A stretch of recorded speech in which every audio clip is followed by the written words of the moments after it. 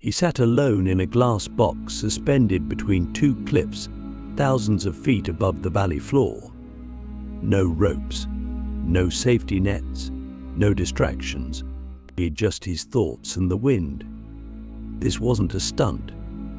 It was a ritual, a psychological trial by air designed by monks in the Himalayan highlands who believed that true courage doesn't come from defeating fear, but from dissolving the illusion that fear is the enemy. For 72 hours, the man had nothing but a thin cushion, a bottle of water, and the sky beneath him. What he didn't know was that this experience had been inspired by Carl Jung's most radical idea, the belief that the only way to live fearlessly is to confront the psyche itself, and not just the parts we like, but the dark, the unknown, the irrational, the vast unconscious that lives beneath our polished personalities. Jung said that unless we meet the unconscious on its own terms, we will forever live at its mercy.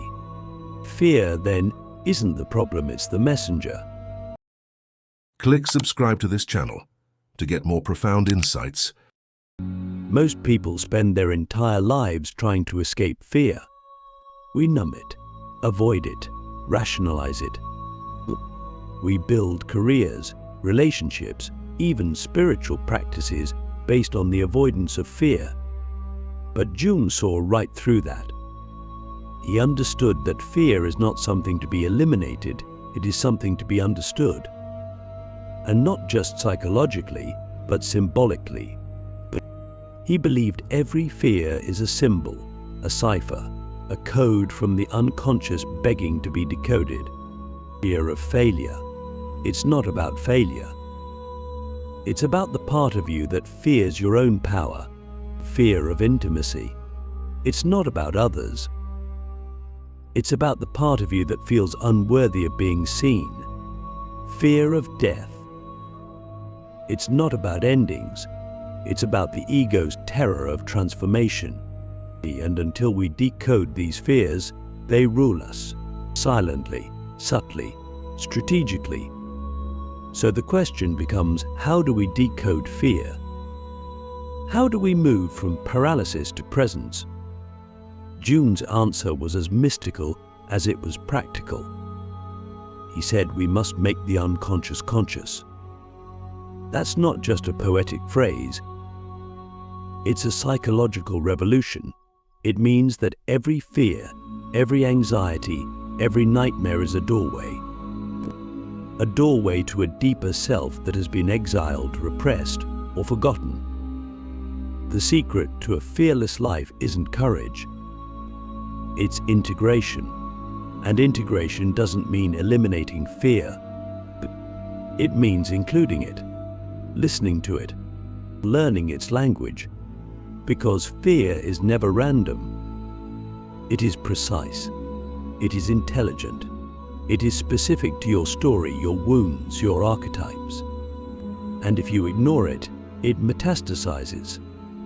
But if you listen, it transforms. Let me ask you something. What is the one fear that keeps showing up in your life, disguised in different costumes? Is it rejection, judgment, abandonment, loss? What if that fear isn't a curse, but a compass? What if it's pointing you not away from danger, but toward your destiny? Because Jung believed that the thing you fear the most is the exact thing your soul came here to master. Not to conquer like a hero, but to integrate like an alchemist. And the first step is radical honesty. You have to stop pretending you're not afraid. You have to stop numbing it with productivity, perfectionism, or spiritual bypassing. You have to sit with it, breathe with it, dialogue with it. Because every fear has a voice, and behind that voice is a story, and behind that story is a wound, and behind that wound is a gift. That's what Jung meant when he said, the gold is in the dark.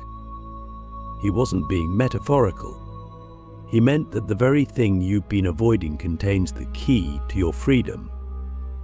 But here's the paradox: the closer you get to that key, the more resistance you will feel. The unconscious will protect itself. It will throw up distractions, doubts, defenses. That's its job. Because the unconscious isn't evil, it's protective. It holds the parts of you that were too painful, too wild, too powerful for your conscious mind to handle.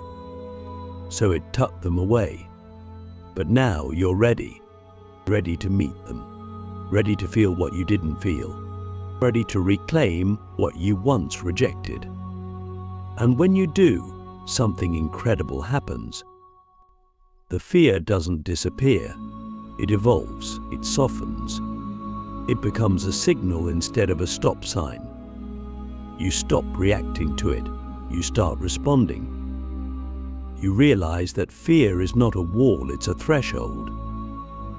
And every time you step across that threshold, you become more whole, more embodied, more alive.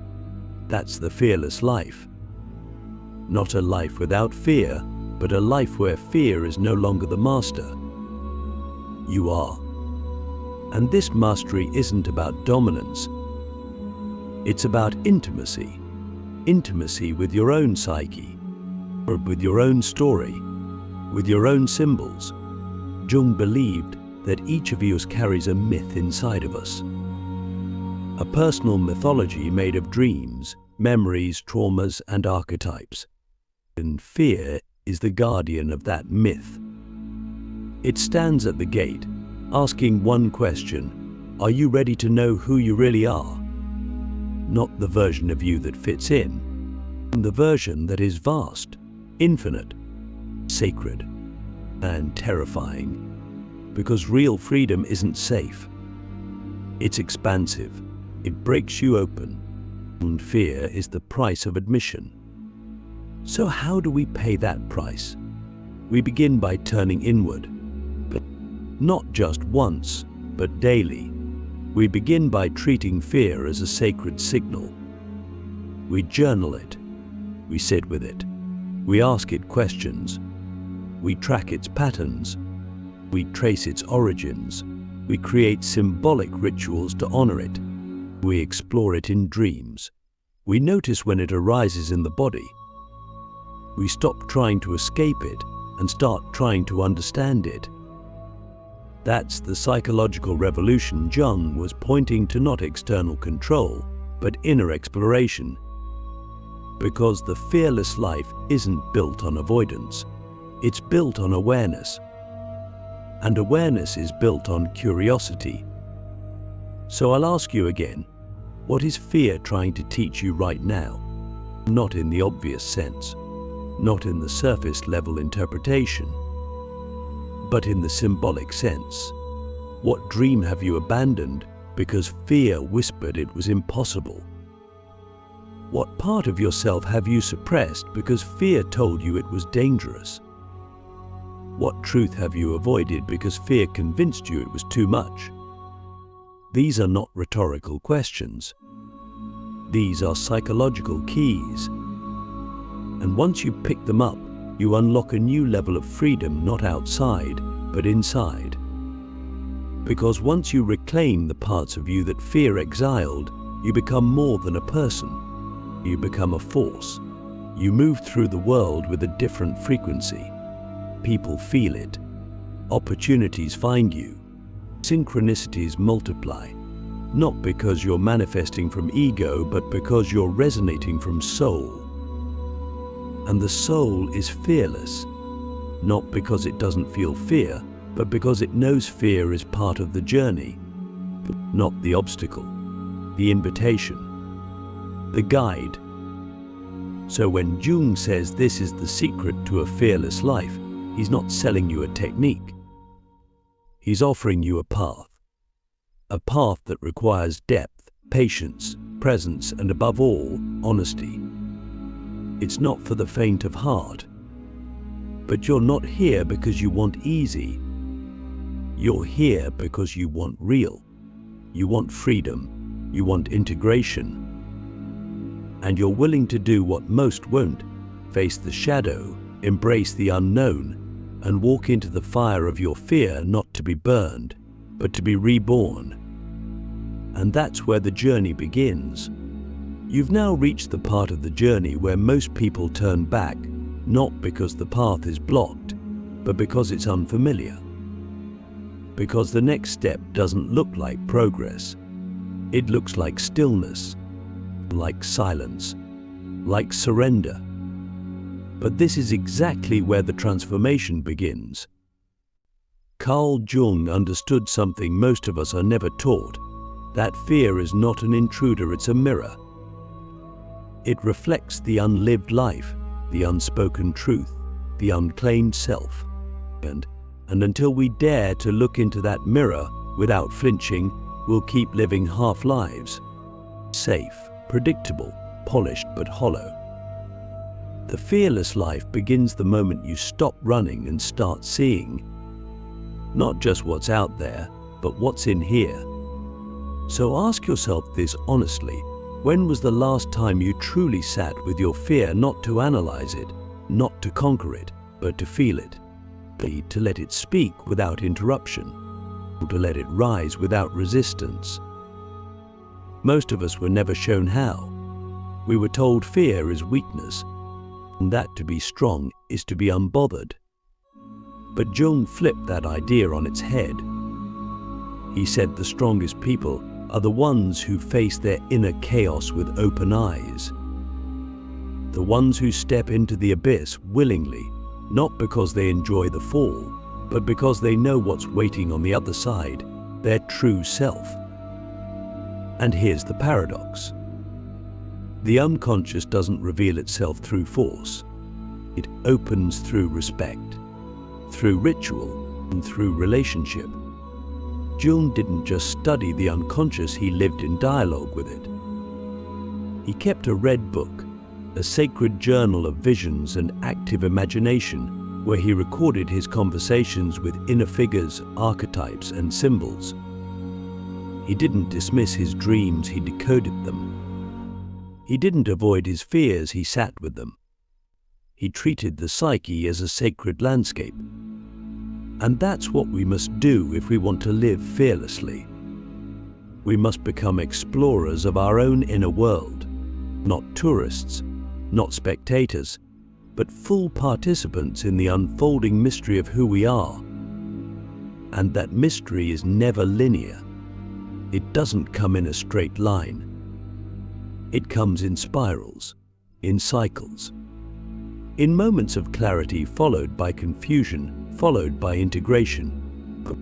That's why the fearless life isn't a destination, it's a devotion. A daily practice of returning to yourself, especially when it's hard, especially when it hurts. Because that's where the shadow lives. And the shadow is the gatekeeper of your power. Think of it like this.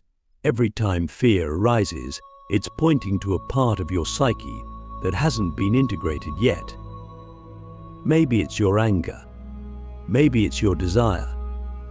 Maybe it's your creativity, your sexuality, your voice. These energies aren't bad, they're just buried. And buried energy becomes fear, but expressed energy becomes freedom. So the work is to excavate, to go into the cave of your fear and retrieve what you left behind. That's not metaphor, that's literal inner work. And it changes everything. Because once you start doing this, fear becomes a map, a guide, a sacred signal.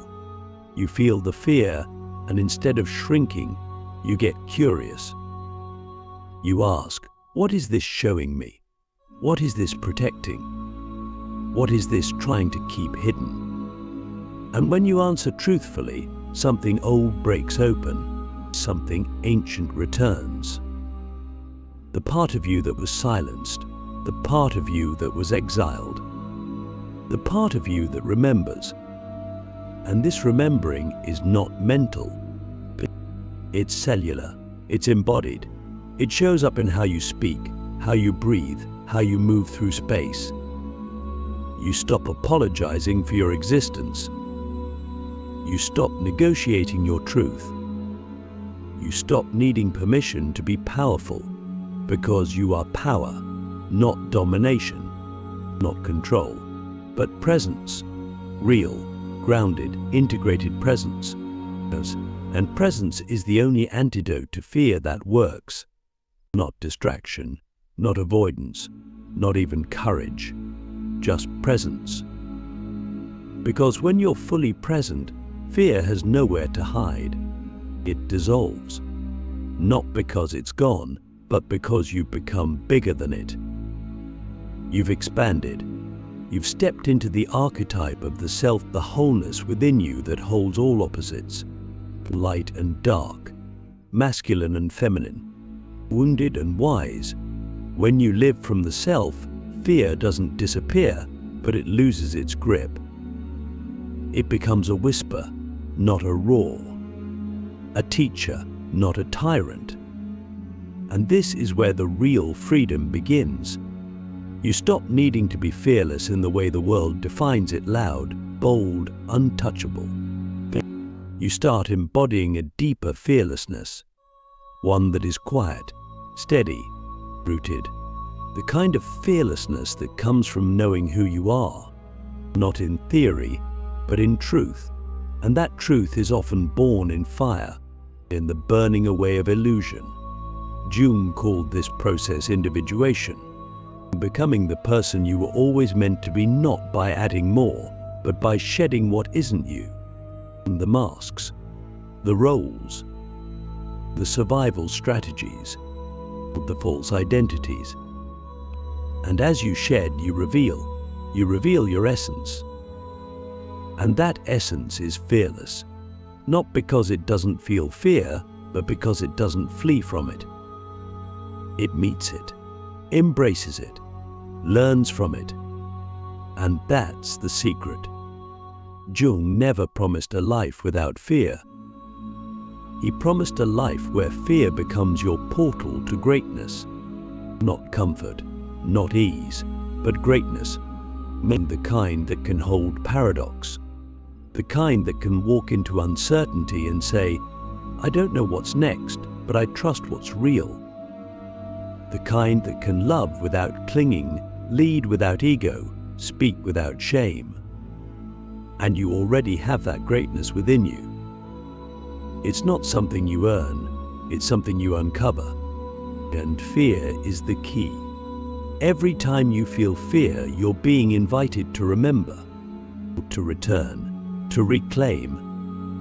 So stop asking how to get rid of fear. Start asking what fear is trying to bring you back to. Because when you stop running from fear, you start running toward yourself. And that's what Jung knew, that the fearless life isn't about becoming superhuman. It's about becoming fully human, whole, integrated, awake. And awake people change the world, not by force, but by frequency, by living their truth so fully that it makes others remember theirs. That's the legacy you're here to leave, not perfection, not performance, but presence. So the next time fear rises, don't resist it. Don't bypass it. Don't shrink from it. Bow to it. Thank it. Ask it what it's come to show you. And then listen, really listen. Because it might just be the voice of your soul, disguised as a warning, calling you home. And now we arrive at the threshold. The place between who you've been and who you are becoming. The illusion of fear is thinning, and something deeper is emerging, a recognition that the fearless life Carl Jung spoke of isn't a fantasy. It's not a future state. It is a lived, embodied reality that begins the moment you stop trying to be someone else and dare to become fully yourself. But to do that, you must go all the way in, not around, not above. Into the roots of your psyche, into the myths that shaped you, into the traumas you inherited, and the truths you abandoned. Because fearlessness isn't a matter of will, it's a matter of wholeness. And wholeness demands that nothing be left out. This is where most people stop, right here, at the edge of the unconscious, because it's messy. It's non-linear. It doesn't give you quick results or simple answers. It gives you mirrors, dreams, triggers, symbols, and it asks you to become an interpreter of your inner world.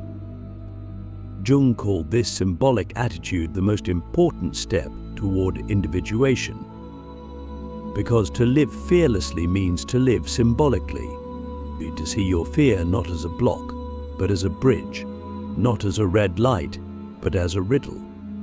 But that takes a new kind of intelligence, not academic, not logical, but psychic, emotional, archetypal. The kind that reads between the lines of life. The kind that senses the energy behind a conversation, the meaning inside a mood, the pattern within a problem. This is where psychology becomes mysticism, but where healing becomes art, where fear becomes initiation. Let me ask you something only you can answer. What if the fear you've been running from is actually your calling in disguise? What if the thing that terrifies you the most is the very thing your soul signed up to master in this lifetime? Jung believed every neurosis, every inner conflict, every recurring fear was a concealed vocation, a message from the self trying to redirect us toward our deeper path. So instead of asking, how do I get rid of this fear? What if you asked, what is this fear asking me to become? Because that's the question that changes everything. That's the question that turns pain into purpose, confusion into clarity, fear into fuel. And the answer never comes from the outside. It comes from the tension, and from sitting in the discomfort long enough that the unconscious starts to speak. Maybe it shows up in a dream, maybe in a breakdown, maybe in a flash of insight while washing your hands or walking alone at night. But it comes because the psyche is always trying to heal itself, always trying to bring you back into balance. And fear is part of that process. In fact, fear is how the unconscious gets your attention. It's the flare gun, the alarm clock, and the sacred interruption. And if you numb it, override it, or try to hack it, you miss the message. You stunt your own evolution. Jung said that to confront a person with their shadow is to show them their own light. But here's the twist. The shadow doesn't just hold your pain. It holds your power. The parts of you that were too much for others, too big for your childhood, too wild for your culture, they didn't die. They went underground. And now they rise as fear. Fear of being seen. Fear of being misunderstood. Fear of losing control. But underneath that fear is fire. Raw, creative, spiritual fire that wants to move through you. When you reclaim that fire, you stop living small. You stop negotiating your aliveness.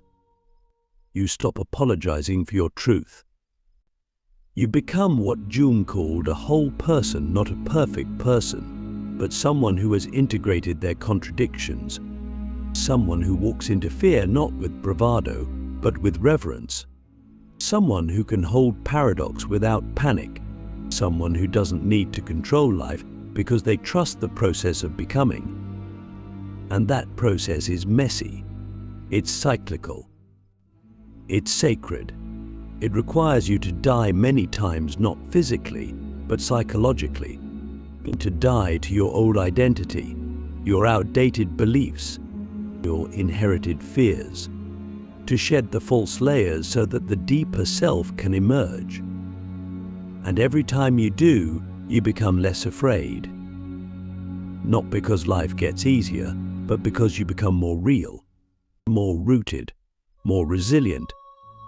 That's the fearless life Jung pointed to. Not a life without danger, but a life without denial.